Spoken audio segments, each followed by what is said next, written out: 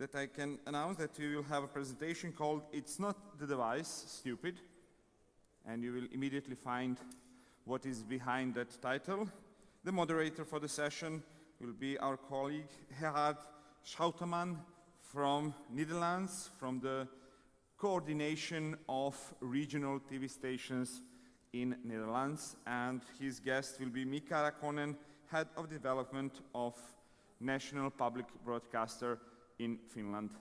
Please give them applause.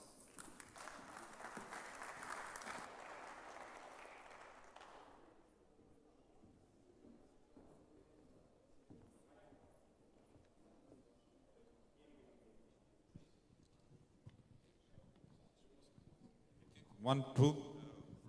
Thank you all. A big compliment to you being here and not being outside somewhere. So, Mika and I am very pleased and grateful to you that you entered this room. This session is called "It's Not About the Device." It's part of a conference where we are facing new screens. So it's kind of contradictory. But you're probably going to explain it all to us. Yeah, I hope I am. Yeah. Good. You're from Finland. Yeah. That's where Nokia was invented. Oh yeah, and SMS messages and other stuff that's obsolete now. A mobile device. Oh yeah. With a screen. Yeah.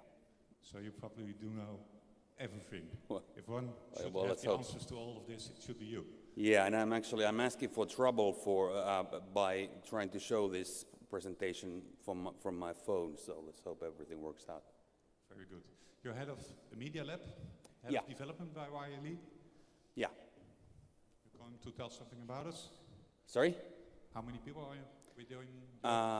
Media Lab development, it's altogether, it's about 30, but we do a lot of stuff. We do like TV shows and TV and radio and internet and apps. But now you're going to tell us alles about behavior, about devices. Yeah. About content. Yeah. Yes? Go ahead, please. Thank you. Good to see you. Great to be here.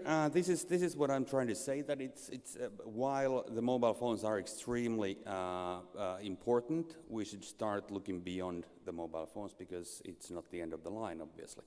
And this is the structure. First, I'm gonna briefly talk about what's going on in mobile. Then the key characteristics of mobile from a newsroom standpoint. And then finally, why and what is it that we should look beyond mobile phones? But first, I know you guys are tired. It's been a long day. I'm going to start with cute kittens. What the hell happened? How did we get here? First, it was the internet that caught the newsrooms by surprise. Then it was the social media that caught the newsrooms by surprise. And then it was mobile that caught the newsrooms by surprise. You see a pattern here? But it's not just the technical developments, it's other stuff as well.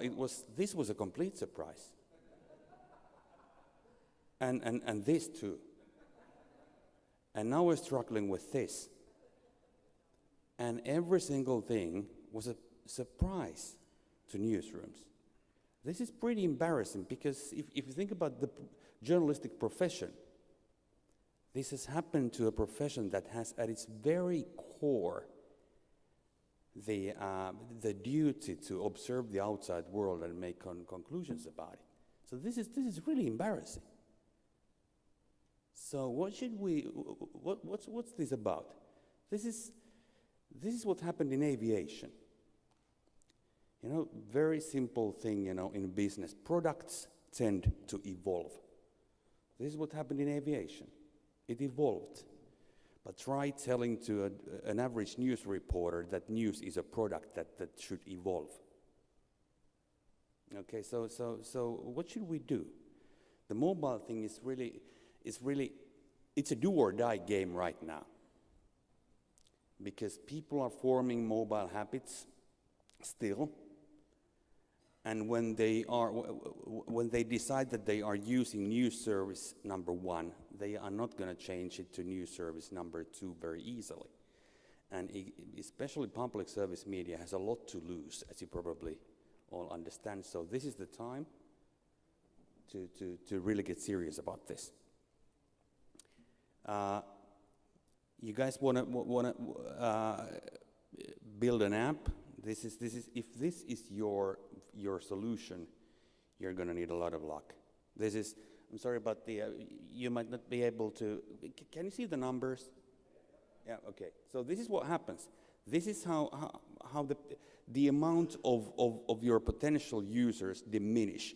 These numbers are from a presentation that was, I think it was in Latvia last December. It was a Microsoft director, and I think this is phenomenal. This is really a great illustration about what happens and what's going on. It's very hard to break into the cycle. Everybody knows that people download like 200 apps and use 4. So to become one of those 4 apps, this is how hard it is. This is the history of media in 40 seconds. Whenever a new medium comes up, it borrows stuff from the one that was before it. You know, radio news was first people reading newspapers out loud. What was TV news at first? It was footage of people reading radio news. And what was internet at first? Internet was, printed newspapers at first. They were borrowing stuff from the previous medium until they figured out that, okay, we should do something completely different. It's not good TV to show footage of someone reading radio news. And mobile has been just internet crammed into a small space. So, but what is mobile? What makes good mobile? Notifications. This is something that, New York Times app maestro Clifford Levi, who's a Pulitzer Prize journalist, this is a quote from him. In the future, everything's going to be notifications. These are huge. Notifications they are great. They are extremely powerful.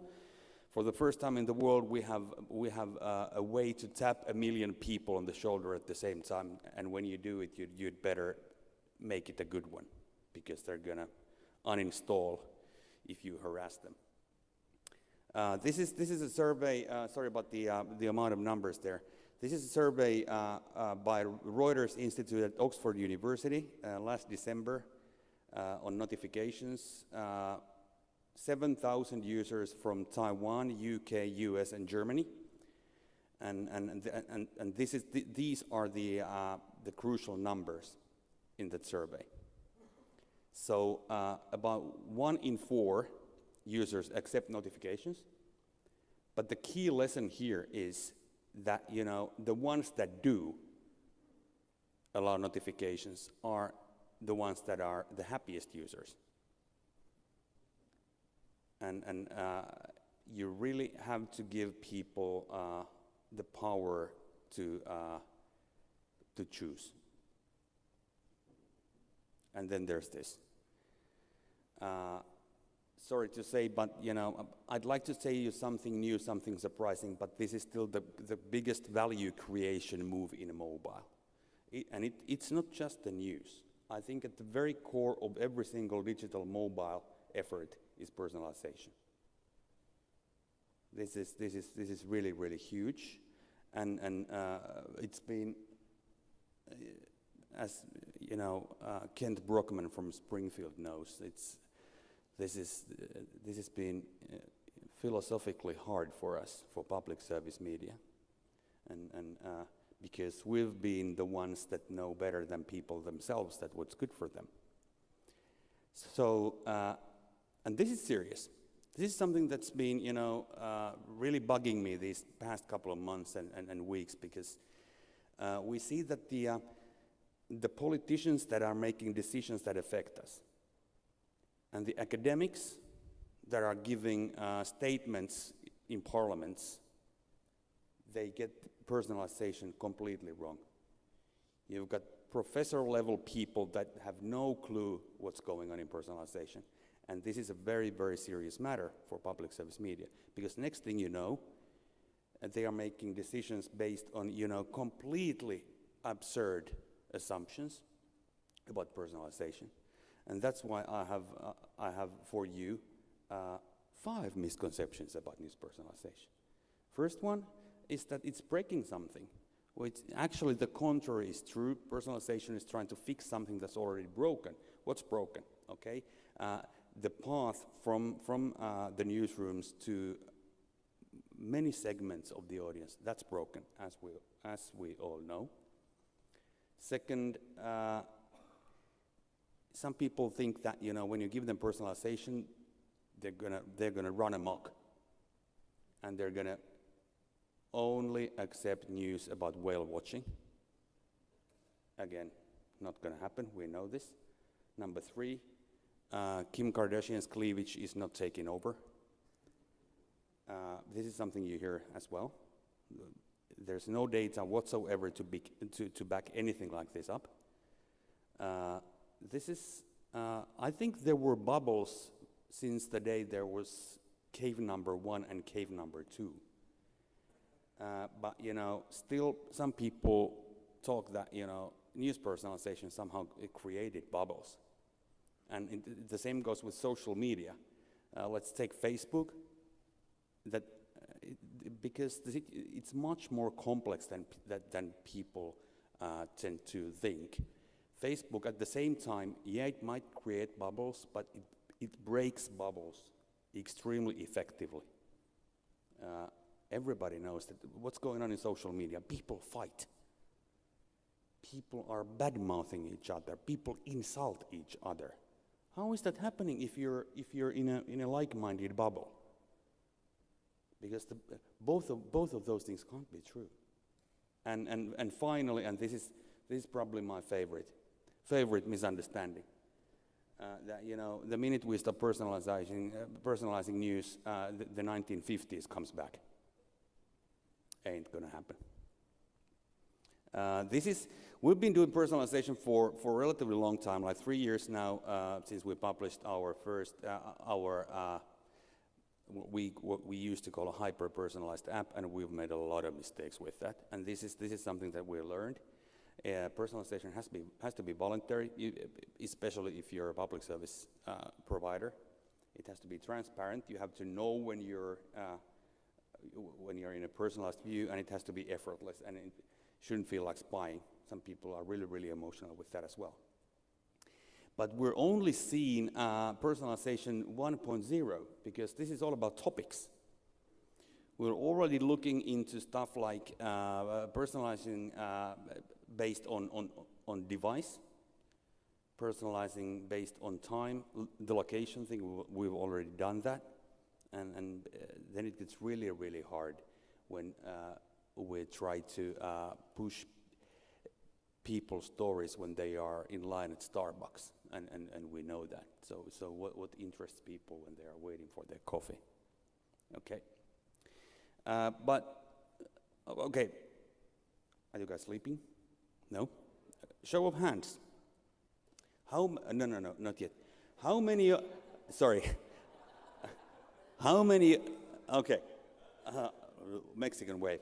How many of you think that the cell phone is the end of the line? It's the king of technical advancements, and nothing's going to happen after cell phones? Yeah. So something will come after cell phones, and how do we prepare ourselves for that? So this is something that we've been really thinking and fighting with really, really hard. And we think that it's the changing habits, and this is the triangle that we've been working with. We used to work just with journalism, with some technology infused, but every year we understand that understanding people is getting more and more important. And it's really, if you're going to be successful at any level, you have to be really, really good in understanding people. And it's not the device.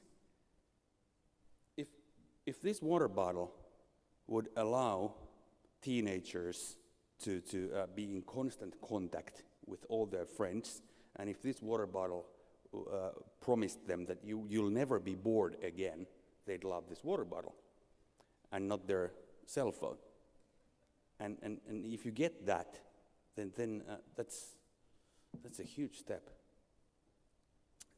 So finally, in a nutshell, here's an idea. Let's make it as easy as possible for people. Whatever we do, this is the Google smart mirror. I don't know what they call it. The Google mirror. You guys have that in NRK, don't you? Because the easy thing in understanding people is that easy wins hard every single time.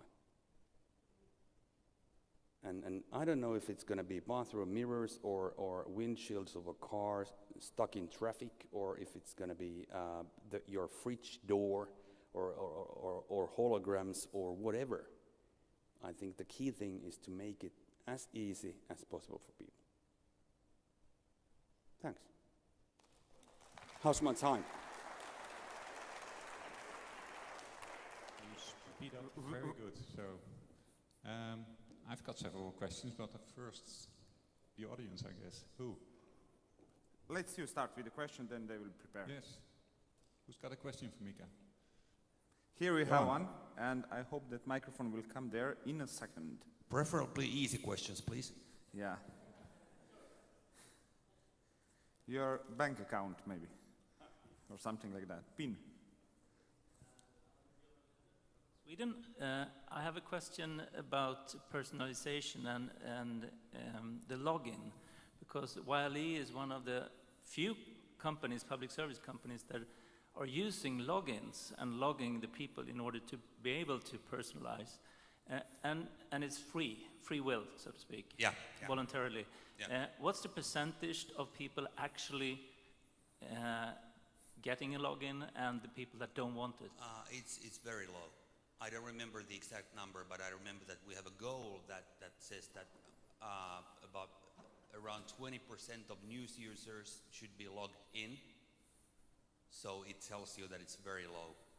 Don't quote me on the number because I'm not quite sure about it, but it's really low. The main thing with the news personalization that we do is we give the power to the user.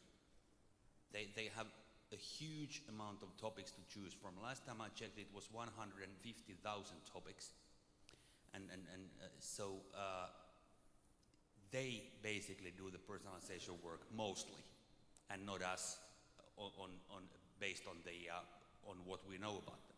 And secondly, when they log in, we ask very little info of them, so we don't know very much about them personally. Do you track them? Sorry? Do you track them?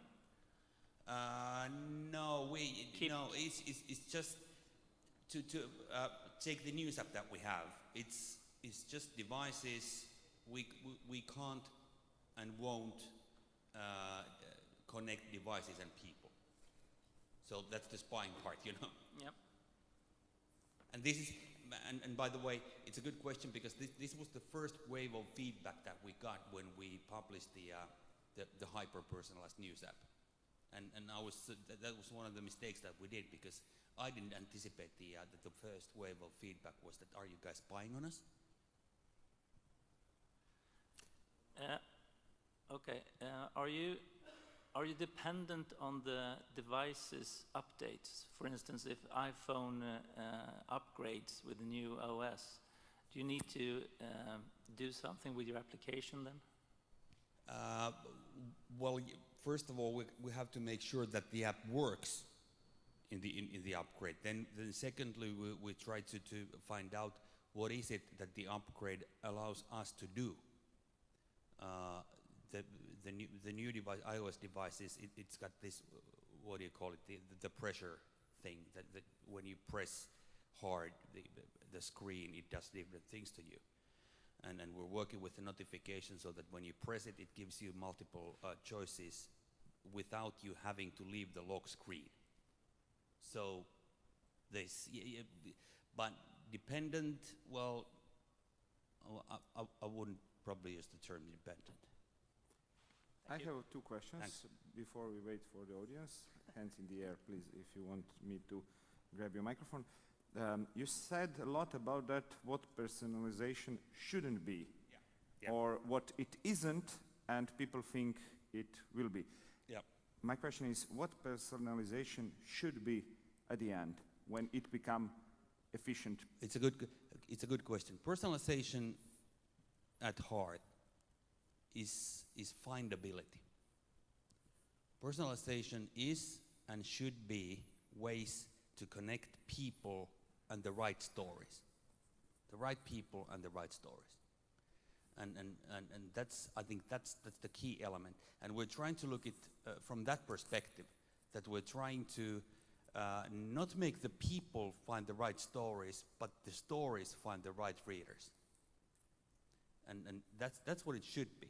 And then it should be giving the users power, because what we see and what everybody sees, it's been the same thing everywhere. BBC, ESPN, New York Times, everybody has had the same experience. When you give the personalization tool to people, less than half use it. Like 1/3 users are growing up until probably half of users. But the key is that the ones who use personalization are far more happy with the service than the ones who don't. And this is the lesson you get from everywhere. We get it, ESPN got it, BBC got it, New York Times got it, everybody got it. Should you, from time to time, reset personalization because maybe person change issues, attitudes? Well, probably yeah. And secondly, from the very start, we had a very clear goal with personalization. A very clear goal that we are trying to give people stories they didn't know they were interested in. And this is something that, especially if you're a public service media, this is something that I think you should work really hard with. To recognize from their personalization what else could be good for them? Yeah. And we have a mountain of data from the app users, and we know that if you're interested in subjects A, B, and C, and this person is interested in subjects A, B, and C, and she has subject E as well, then we're trying to gently push the E thing to the other person as well. Is this something you might be interested in?